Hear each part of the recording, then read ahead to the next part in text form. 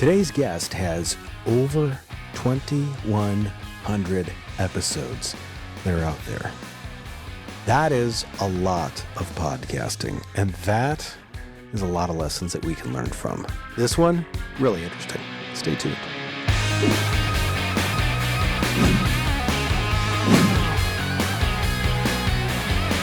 Gary Arndt. That once again, I think I'm getting that right. You said one hard dramatic syllable is what you said right before we started recording here. I loved it. You have such a unique story. You spent 13 years. You traveled 200 countries. You have been all over the damn place. I think that's an accurate statement. Yeah, it's even more unique before that. I was in the right place at the right time in the 90s. I started an internet company, sold it before the dot-com bubble burst, got bored, went back to school, studied geology and geophysics, realized I didn't want to be an academic, and then came up with the idea of traveling the world, sold my home, thought I'd travel around the world for a year or two, turned into 13.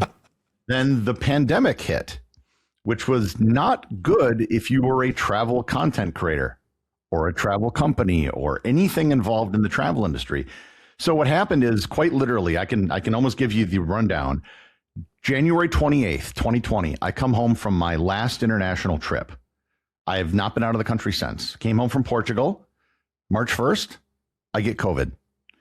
And I am sick I assume it's COVID. I never got tested because it was really early on still. Sure. There were no tests available. They're like, I'll save it for the healthcare people. Pretty sure it was just COVID. I felt horrible. That put me under for about 7 to 10 days. And then middle of the month, everything shuts down. And I'm thinking, well, it'll probably be done by April or May. No, that doesn't happen. It was not. And I had my concerns about where travel blogging and things like that. And I had a fairly big website, very popular social media accounts. I was a pretty recognized photographer. I'd won every major travel photography award there was to win. But things weren't looking good before the pandemic. It had become highly concentrated into just SEO, which meant that you constantly had to appease the Google algorithm, which meant you didn't have to actually travel. It didn't matter anymore. When I first started blogging back in 2006, that was social media. It was before Sure. Twitter, before Facebook, and people would come to your website and I'd have catchy, clever titles for my blog posts. And that all kind of went away. And I didn't like where it was going. And I had to make a decision as the pandemic became worse. It's like, I don't want to rely on just this one industry. And so back in 2018, I'd come up with an idea of launching a podcast that would be like 2 to 3 hour episodes that would discuss some topic in history. Like my first episode was going to be, why is the Mona Lisa so popular? And go into the history of the painting. And long story short, it was stolen in the early 20th century, and that's why it became popular. But I did the math and it didn't really work out. So I was thinking this would be more of a hardcore history-like show where longer episodes published infrequently. I got the artwork for the show done, the theme music for the show, purchased the rights to it, never pulled the trigger. So in the pandemic, I went back to a discussion I had with a friend of mine who had launched a daily podcast. And he said it was one of the best things he had ever done. And so I did the math on this and I'm like, this makes a lot more sense. There are several variables that go into the success of a show. Sure. Right? One of the biggest ones is time. Longer you've been around. And another big one is number of episodes. Well, the quickest way to do that is to just publish more frequently, right? Your daily show is going to have 7 times the number of a weekly show. More opportunities to be discovered through whatever means. And I started doing the math. It's like, well, if I put 2 ads in a daily show, that's 14 ads a week. If I put 14 ads in, say, an hour-long weekly show, that would be really annoying. But if you spread it out, to just 2 a day, it becomes kind of palatable. And so I thought, it was like, well, this actually works kind of better. And then I bounced the idea off one of my friends who had a very successful podcast. He said, 1, this is a brilliant idea. 2, you're insane, because it's very hard to do a daily show. That's the part where I would have come in and said the same thing. Because I mean, it's like, well, it's crazy. I was a travel guy in the pandemic. I had nothing going on.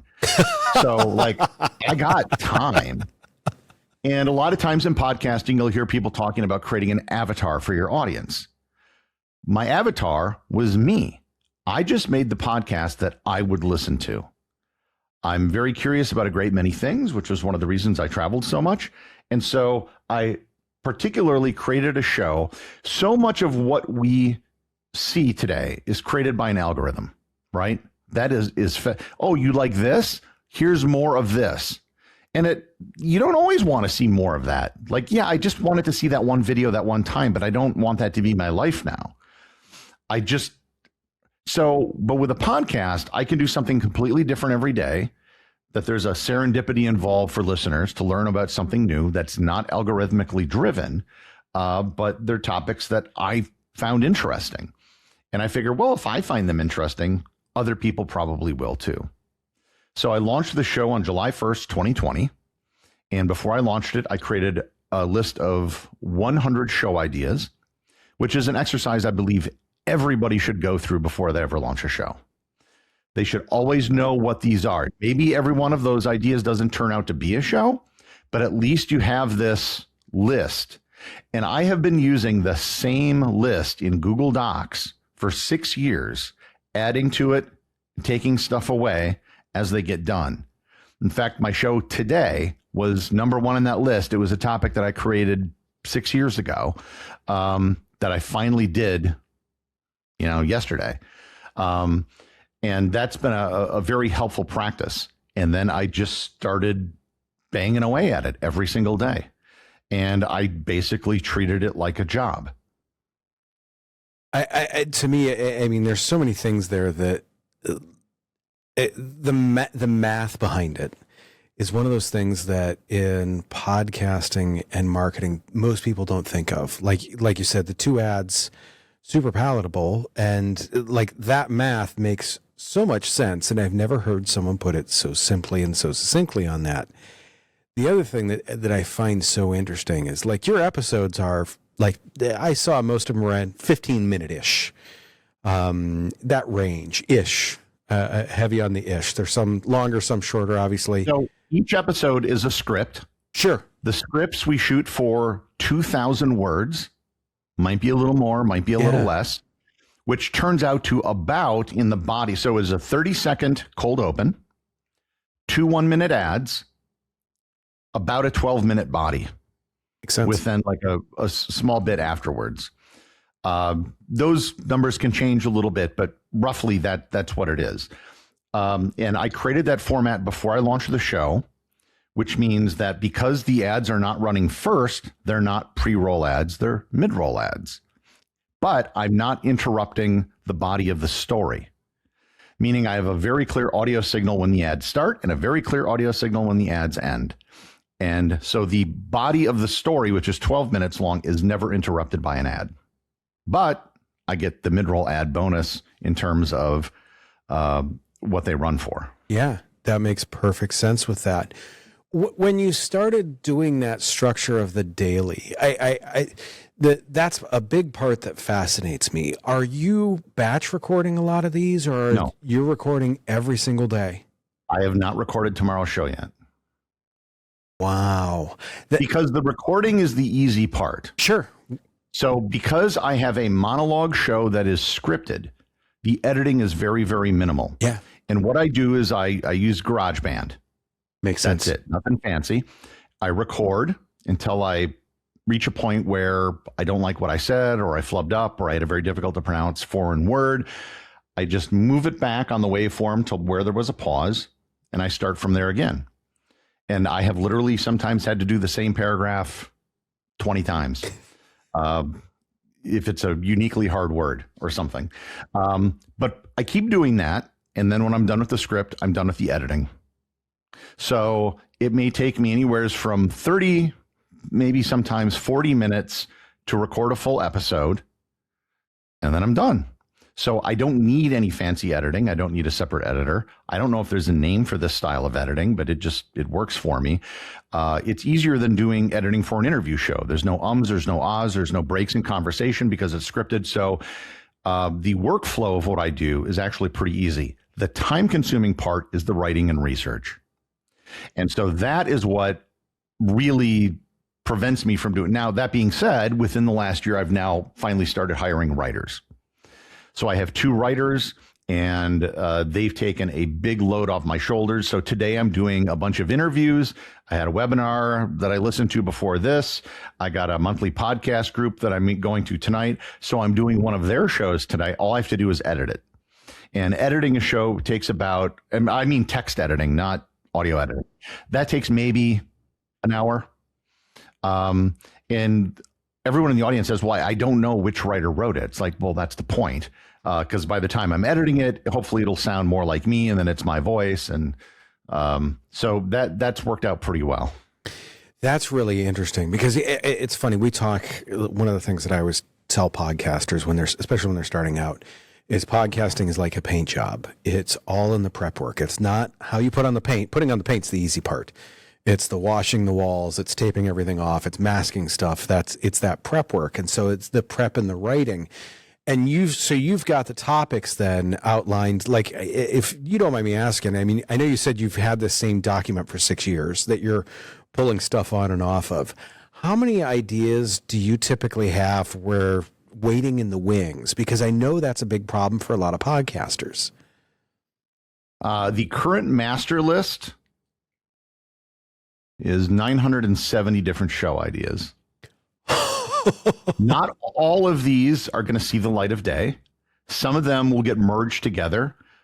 So we have a weekly writers meeting, me and my 2 writers, and we've gone over some of these. So I just throw anything on the list when I come up with it. If I'm watching a documentary on TV, I'm like, that'd be an interesting thing. I'll just put it on there. Or if I'm reading something, and so we do that. And sometimes a topic just isn't enough for a full episode. Sure. So we had this one on a guy named Liver Eater Johnson, who was a mountain man.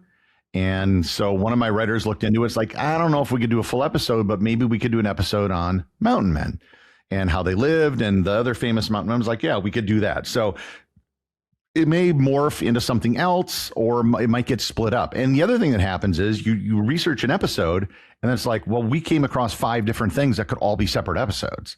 And it kind of just expands that way. So you said 970. Yes.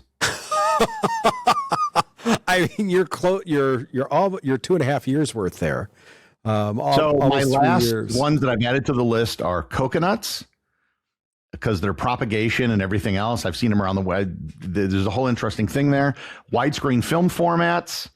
The 1986 Cleveland Balloon Fest, which was one of the biggest they tried to set a Guinness record for the most balloons launched at once, over 1 million, and it was a disaster. They ended up closing down the airport because they had 1 million helium balloons. We're in Cleveland right now, so yes, we know about this one.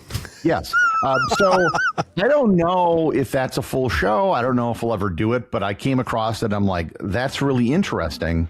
Maybe that could be something. So I throw everything on that list, and then there are things that sometimes aren't even on the list that I end up doing shows for. That's truly amazing. And really, this stems just 100% from your curiosity on stuff. Yeah, which is why I said, I'm the avatar for the show. It's interesting because, like, most of the times when we talk, we're talking with people that do guests on their shows, and we find that the most successful hosts are the ones that are genuinely curious about the person that they're talking to. For you, it's the same thing. It's just the subject. You're just genuinely curious about the subjects. I considered doing an interview show, and I did one in the past. For 11 years, I did a show called This Week in Travel, and it was me and 2 co-hosts, and we had a 4th person who was always our guest every week. And it's hard to get good guests, and the guest makes the show. 100%. And the top podcasts out there are able to get the best guests, fly them in, have interesting conversations, And if you can't do that, I don't think a show's going to fly. I could start a much better interview show now, having had a successful podcast, than I could if I tried doing that 6 years ago. And I'm bringing in enough now from this show, or maybe I could fly people in or something like that. But I purposely chose not to do interviews, and I think that was a good idea. It's interesting you say that, because I totally see both sides of it. And I truly enjoy this show because I get to talk with people like you and I get to learn from people like you. In the same sense, I co-host another show where it's just her and I talking. We create notes ahead of time. We have a general idea what the other one's going to say. We work well together, and we don't have to worry about guests or anything like that. Now, my favorite bit about that, and I'm wondering if you get the same thing, we get pitched all the time someone that should be a guest on our show. They're like, oh, we've watched your show. We would love for this person to be a guest on your show. And I'm like, we don't have guests. No, I get that. And I don't even have a co-host. Right. And I got to remind people, I've done 2,000 episodes. There have been 0 guests. My favorite question that I always like to say, I always like to ask these people, I'm like, do me a favor, like, who's been your favorite guest so far? That's the question that I always ask in the emails to send back to them. That being said, like, you've obviously monetized the podcast and monetized it well. Were you able to do that from day one as the podcast as its own asset? Not really. What I did when I started is I put ads in the show, but I made my own ads for things that I had affiliate accounts for. So sure. I would do ads for audible.com based on my Audible account, based on whatever book fit that episode. I was a brand ambassador when I was traveling for a company called G Adventures. So I just did some gratis ads for them. But the point was to get people accustomed from day one to this being a show that is going to have ads. I didn't want to do it, and then 2 years later, it's like, oh, ads are in the show now. Like it was not something that when they appeared that it bothered people. The intention behind this is something that I kind of want to dive into, because there's so many people start their podcast because they're like, I want a podcast, and they grab a microphone and they start yammering into it. And then they're like, great, I've got a podcast. When you started building this, what did you use to get like the step one, the step two?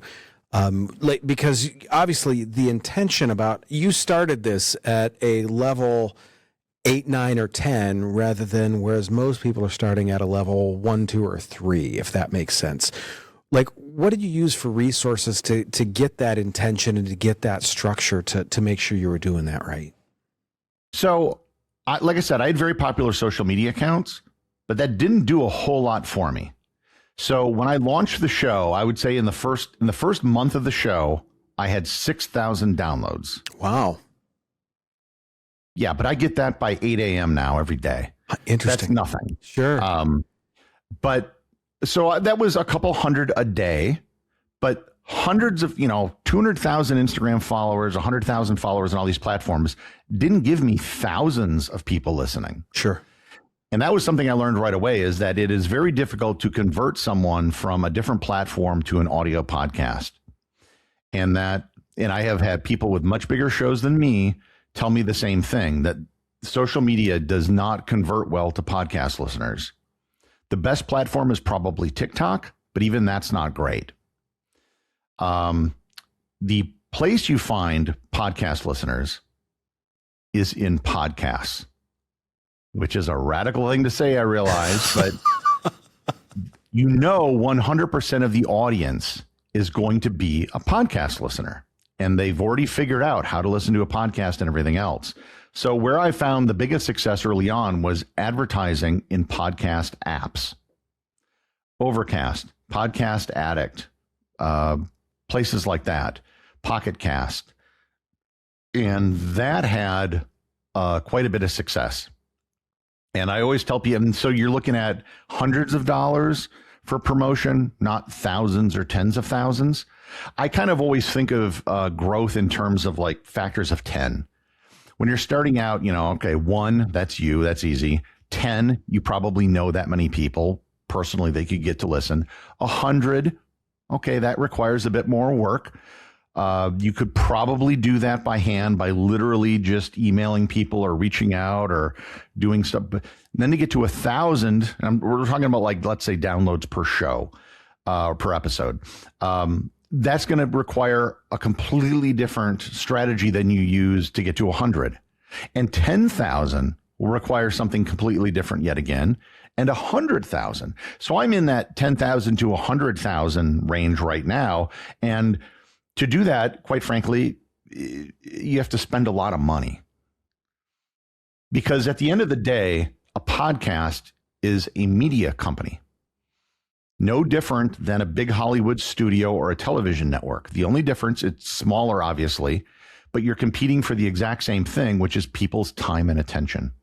And there's a finite amount of that. It's zero sum. So they could be watching Netflix or they could be listening to your podcast, and they got to make a choice. I love how you put that, because it is truly one of those things where we are all competing for that attention, and it's time. And I always preach, like, if someone's giving you the most valuable thing they have, their time, what value are you giving them back? What I find so interesting, and I know we've kind of talked about this, but you didn't hyper niche because so many people feel like they needed to do that.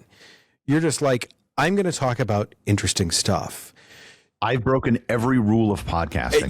You truly have. And so that's one of the things that I kind of really want to talk about. Do you think that it's because you have just found a way to stay interesting is what's made it, like, what's enabled your podcast to do what it's done and grow the way it's done? Because once again, like so many people, we talk about like that hyper niche thing. And then as we produce other podcasts, we see, like, if someone fits in a slot, boy, in a lot of cases, if they can own that slot, they're going to own that slot. But we're looking at the total addressable market of that specific slot. And in many cases, it's not even the 10,000. It might be the 4,000 or 5,000. In other cases, we're looking at some like the Business Fix podcast that I'm a part of. We're looking at middle and upper management, which is a huge number of people, and we've kind of niched in on them, but not hyper niched. So I guess my question is, do you think your ability to grow has been more about, like, A, you've always got a really good production value, and B, you're just have interesting stories? Yeah, I mean, I think it's that. And first, there is a niche. It's a podcast for curious people. And that in and of itself eliminates the vast majority of the population, because most people are not smart or curious. Correct. And that's just a fact. It is. Like, I take great pride in the fact I have everything from truck drivers to literal nuclear physicists to 11-year-olds that listen to the show. And if you did those man on the street interviews where it's like, can you point the United States on a map and nobody can do it? I would like to think that everyone who listens to my show would do really well, and they would have to edit it out because, it's not interesting if you know it. But that's not a huge part of the population, and I've kind of accepted that. But there is a niche, even though superficially it's kind of not, because literally the name of the show is Everything Everywhere. So I'm not going to be talking about like an episode on like tips to grow your podcast. Right. That's not what the show's about. It's about things in history or educational type things, geography, whatnot. So there is a niche to it. And also, if you look at the most successful shows out there, like Joe Rogan's show, there's no real niche. Sure. I mean, he does talk to, comedians and MMA people, but he could have anybody on the show, right? It's just a conversation show. And I think that by casting a very wide net, that's one of the reasons, if you have a niche, you're going to have a niche audience, which means usually a small audience. You can do quite well monetizing a small audience if it's the right audience, and maybe you have a good product, but it's never going to be super big. And the flip side to that is If you have a larger audience like mine, really advertising is the only thing that you really can do. I mean, there are other things you can do. I may do live shows or something in the future, but there isn't like a product. Maybe I'll write a book or something. I don't know how well that's going to do because nonfiction books don't really sell that well anymore. But it limits it on that side. That's interesting, and it's an interesting. It truly is. It's an interesting approach, and because, like you said, you break every podcast rule out there, and it's worked, which to me is awesome. And that's one of those things where I love seeing, like, I can see why breaking that rule has worked so well for you. When people just get lucky, then my brain has a tougher time being like, wait, they just got lucky, or we can't figure it out. Yours is quantifiable as to why it's worked. And the rule breakers, I truly love like that. With that, you said it's 2,159 episodes. Is what's coming out today as we record this. I still remember that number, which is an insane. Once again, that number, like I said, I still look at that and I'm like, is that decimal point in the right place? You've got some lessons in there that, like, an early stage podcaster can probably take it. Like, what would be one big thing that you would grab onto and be like, look, in 2,159 episodes, this is the mistake that I have made that kneecapped me or that really hindered me that you should not be doing? I haven't made a lot of mistakes. I obviously That's not me being arrogant, but the format of my show is the exact same as it was in episode 1. They're a little longer now, but it's pretty much the same. I don't think I've made any super huge errors. One of the big lessons is you gotta produce the show. Like, I have never in history heard of a daily newspaper or a daily newscast that issued something that's saying, today's episode, today's issue just isn't up to our standards. So there will be no newspaper today because we don't feel it's good enough. That has never happened, right? Ever. And I hear some podcasters like, oh, don't worry about it. Just wait until you feel it's good and just publish whenever you think it's like, no, you have got to publish, and you have to do it on whatever your timetable is. If it's a weekly show, then you got to produce it every week. I have a daily show, and there have been many, many times, like 3 days ago, I'm up at 3 a.m. recording. I have done episodes a couple times where I have literally fallen asleep at the microphone while recording. That is no hyperbole. The very seat I am sitting in right now and this microphone. And when that happens and I nod off, I have to get up. And I live in Wisconsin. So if it's winter, I will literally walk outside to get really cold. So I will wake up and come back and finish it. But you have to do it. It has to be done. There are some episodes where you can barely hear me talk because my voice was so hoarse because I had a cold, but I recorded. And it has to be done. And people wonder how you do a daily show. It's like, well, it's a job. No one says to somebody that works a 9-to-5 job, it's like, man, you go into an office every day for 8 hours a day. That's amazing. Yet no one says that. That's just the norm. That's what's expected. No, doing a daily podcast it's easier than being a coal miner. There's a lot worse things in this world. I get to write and talk about stuff that I find interesting. That's not so hard in the big scheme of things. It's funny. It's one of the reasons why I truly love being in this industry, because we really do get to do some very cool things. And it's on our schedule, and once again, you are a slave to the clock in a way that it's got to come out every day. But in the same sense, you've got the freedom that, okay, if I feel like doing it at 3:00 in the morning, I'm going to do it at 3:00 in the morning. Now, to be fair, before I hired some writers, I would often do what I call an encore episode, which is just a rerun. And quite frankly, once you've done over 2,000 episodes, people forget a lot of the past ones. So you're able to do that. And I'll also tell you another thing I accidentally did, and this turned out to be genius. Just as a lark, this was maybe, I don't know, the first year or two of the show. Someone leaves a review saying, wow, Gary, I really love the show. I've listened to every episode. And so as a joke, so I have this little segment at the end of the show where I'll usually read a review that someone left on Apple Podcasts or something.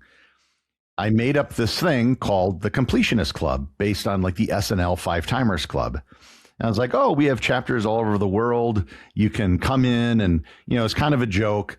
And then more and more people started saying, I've entered the Completionist Club. Where's the local chapter? I was like, oh, well, you're in Baltimore. Well, we got crab cakes there. And, I was putting some local spin on it. And next thing you know, I have hundreds and hundreds of people who have listened to every episode of my podcast. I have so if you were to start playing my episode 1 and go all the way through, that is probably close to 17 or 18 days of continual audio content, not sleeping. And not only have I had people listen to every episode, I have had people, I had to create Diamond Elite status in the Completionist Club because some people have listened to every episode twice. And in one extreme case where I suggested he just seek help, one guy listened to every episode 4 times.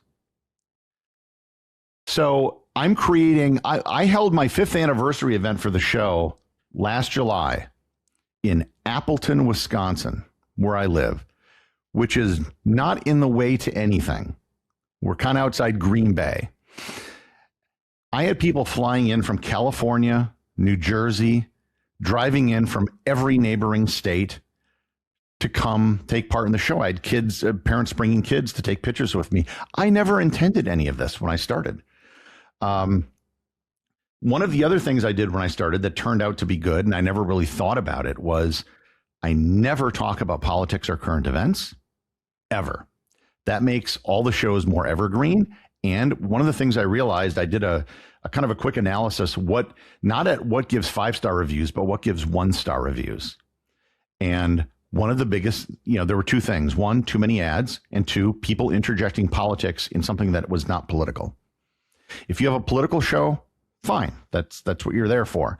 So I never talk about that. And I've seen discussions online where people tried to figure out who I voted for and they can't, which I think is a sign of success. And the other thing I do is I don't use any profanity in the show ever. And that, again, I didn't realize this, but I had a college roommate that said, yeah, I listen to it with my daughter every day, taking her to school. And I was like, oh, that's a whole market I never thought of. And it turns out there are tons of parents that listen with their kids, and they're able to do that because I made that decision to keep the show clean. So those 2 things, everyone talks about making evergreen content. My show is hyper evergreen. I something about the Byzantine Empire is going to be fine 100 years from now, most probably. I don't think that's going to change. So, which is why the Completionist Club works. And I'm also not, I've done some things that deal with there was a volcano several years ago off of Tonga that erupted, and I did an explainer video, or the Artemis mission that recently went to the moon. I did an explainer video on that. So there are a few things that are kind of a little dated, but for the most part, everything is completely evergreen and clean. That's, once again, it's to me, the intention that you've had with that is huge. And that's the difference. But that I see so many podcasters, I don't want to call it sloppy, but they don't have that same level of intention with stuff. And that's big. The reason I made those decisions is because a guy I listened to who had a podcast, they did nothing but that. It became hyper raunchy. And I literally calculated once, and like 70% of their show was not talking. It was a history show. It was not talking about history. And they would occasionally read reviews that they would mock of people that didn't like how they talked about or the politics. And I'm like, okay, you can make fun of it if you want, but I would say you could easily double or triple your audience if you just laid off it and kept to the subject at hand. And so one of the things I realized was, all right, why antagonize people if I don't have to? So that's the decision I made. I think it's been a good one. No, it's been a great decision. It truly is a great decision on that. Because once again, your audience, there's not the avatar for it is a group of people instead of the person, and it includes kids, which is awesome. One of the things that I like to ask people about, and I'm sure that this is going to be just an amazingly interesting answer. What are some of the future plans for you? As intentional as you have been about building everything thus far, like, what do you see as the future for podcasting, and more specifically, the future of like your show? There's been a lot of talk lately about the move to video. Mm-hmm. This has all been done by Spotify and YouTube that want you to do videos so they can make more money advertising. The thing that nobody ever talks about, what are the CPMs on YouTube versus audio podcasting? If you are in a great niche on YouTube, like finance, you might get $15 CPM. A lot of people are getting closer to maybe a $2 CPM. The average in audio podcasting for a host-read ad is around $20, and it can go well up from there. So I think the market has spoken. And there's lots of data that you've probably seen that people have far better retention of ads from audio podcasting than they do on video. So I think a lot of the pivot to video is kind of hokum. The whole YouTube podcasting marketing strategy has just been calling YouTube videos podcasts. That's all it is. They've done nothing. So I could launch a YouTube channel in the future, but it's not going to just be a cut and paste of the audio podcast. It would be something different.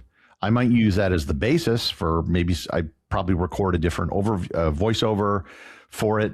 But it requires a lot of work too, which means more money. So if I were to put out a video every day, like I do for this show, I would need a team of people. So I'm going to have to get a lower CPM plus spend a lot more money. So that's a very challenging proposition, and there's a lot of risk. So that's always been kind of there, but I've never pulled the trigger on it. Another thing would be doing live shows. So this isn't a comedy show, but, I think I could probably if I could get people to fly into Appleton, if I were to just go to Chicago, New York, LA, or whatever, I think I could probably do something. I may do another test somewhere. Maybe I do a bar meetup and see how many people show up. And I would need to put together some sort of, you can't really do a live episode of this show. Me reading off of a script and constantly trying to repronounce words doesn't really go over well. So there would need to be something else.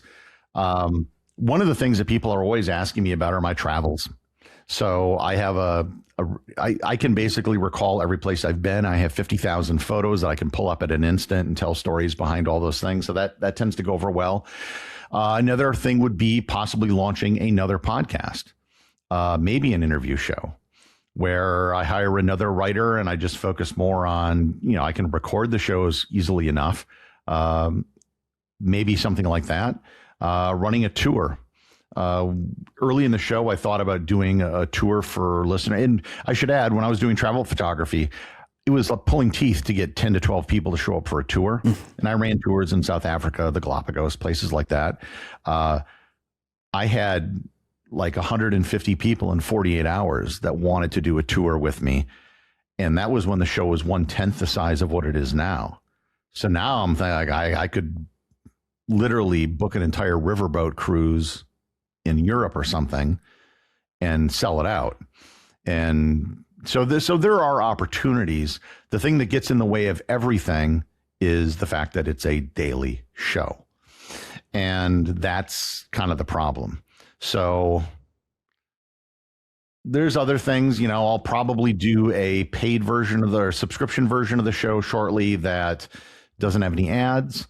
But a lot of that is so Apple has a greater incentive to promote you more than an actual revenue strategy. I'm working on a book, but again, I'm not putting a whole lot of, it's about the future of learning and especially self-learning, because I think there's opportunities for that now that are just astounding. So yeah, the show doesn't lend itself to a simple product, or even like a service. I'm not going to do, one-on-one tutoring with anyone or anything like that. So yeah, those are some possibilities. I don't think audio podcasting is going to be changing a whole lot. I think if you were to set up something with an RSS feed right now, it'll work in 10 years. It worked 20 years ago. That's the beauty of it. It's funny you say that because in fact, recently I had Dave Jackson in, and kind of podcasting, one of podcasting's OGs, and him talking about it kind of in the same way. He said, like, look, it's been around. Radio's still around. Podcasting hasn't killed radio. Netflix hasn't killed radio. There's all these other things that people are still going to gravitate to. And it's one of the things that I love about podcasting because it's convenient. I can have a podcast in while I'm driving, while I'm working in the yard, while I'm running the lawnmower. I can be learning, I can be entertained, I can be getting educated, all while doing something else. And audio podcasting is the only thing that fits into those niches. 100%. If you're in a long drive, you're not watching YouTube videos. I hope not. I certainly hope you're not. Yeah, no. As someone that owns multiple motorcycles, I see it occasionally, but I hope people are not watching videos. But people rely on email. Email is really important, right? I agree. When's the last time you said, "What is the future of email?" It's just there. It's just freaking email. It's the same protocol we used 30 years ago when the internet first started. We use it today. It works. It'll probably be the same thing tomorrow. We don't need to add a whole lot to it. It works. RSS feeds with audio podcasts work. And everything else, I think, is kind of just other companies that have an agenda. I agree. I feel like I do feel like video can add something, but I don't feel like it can replace. Yeah, there are some great YouTube channels out there. I watch YouTube. I'm not saying I don't, but it's a different thing. It very much is. It very and much I think is. What happened is a lot of people were listening to the Joe Rogan podcast on YouTube. Yep. And then they started to call that a podcast. And so now there's and then YouTube did some survey and they realized this. I'm like, hey, we can just call this podcasting. And so they created a podcasting, homepage. And I looked at it, I'm like, this is the same stuff that adds on my other homepage. Nothing has changed. I don't know what the difference is. And if everything on YouTube is a podcast, then, well, they have movies and TV shows on YouTube. What are they podcasts? And what is not a podcast at that point? And I don't know what the answer is. So as far as I'm concerned, YouTube is its own thing, and that's fine, but it's not podcasting. I agree with that. There's a big piece to that. That being said, I always like to ask one kind of question as we close out here. If there's one piece of advice that you could give to like a business owner that is looking to like create a podcast to help them with some of their marketing and their authority, what would be that one piece of advice? And it can't be just press record. That's too lame of an answer we joke about. Is what would be that one piece of advice that you would give someone that's starting out? Okay, before I answer your question, with regards to pressing record, one of my co-hosts when I did This Week in Travel was podcasting Hall of Famer Chris Christensen, who runs the Amateur Travel Podcast. Yeah. And I was traveling at this time, so I'd be all over the world. And we had an episode once where I was in Krakow in Poland, and I couldn't make when they were doing the show because I was going to go into the salt mine, which is a World Heritage Site. And so I was going to miss the show. But I'm down there, and I'm at the gift shop a mile beneath the surface of the earth, and I call in right in the middle of it because they were doing it on Skype, which was the thing at the time. And I think it was the world's deepest podcast. Like I was a mile below the earth, making podcasting history. I was only on for like a minute or two just to say hi, to check in, and then I leave. And then after the show, Chris, podcasting Hall of Famer, writes me and says, I forgot to hit record. So it was lost.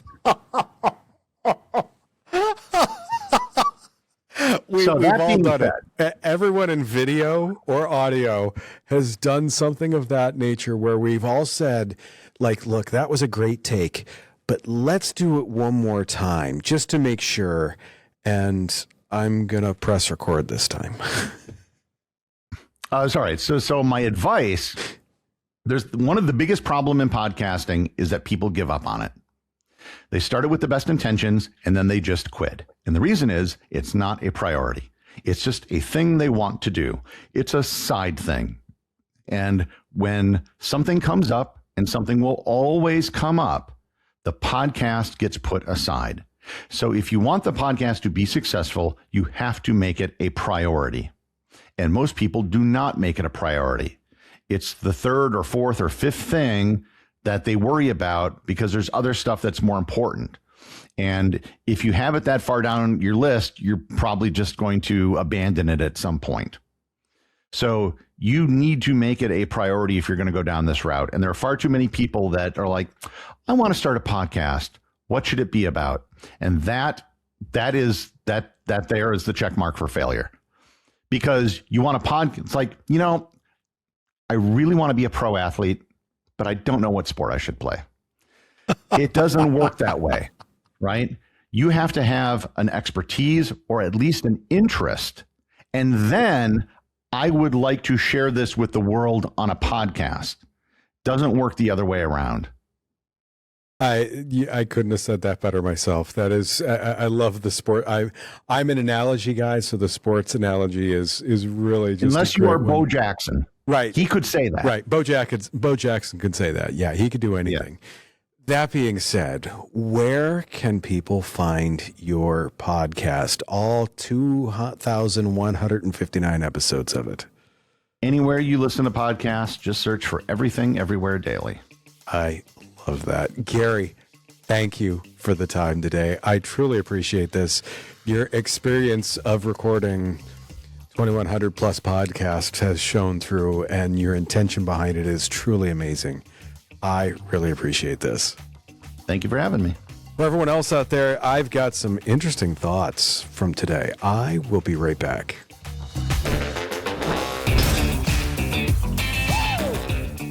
Gary's, what a wealth of knowledge. But once again, 2,100 plus episodes in, and there's a couple of things that I want to touch on here. One is his intention from start to where he's at currently. The intention that he has had in the things that he is doing and the things that he has done.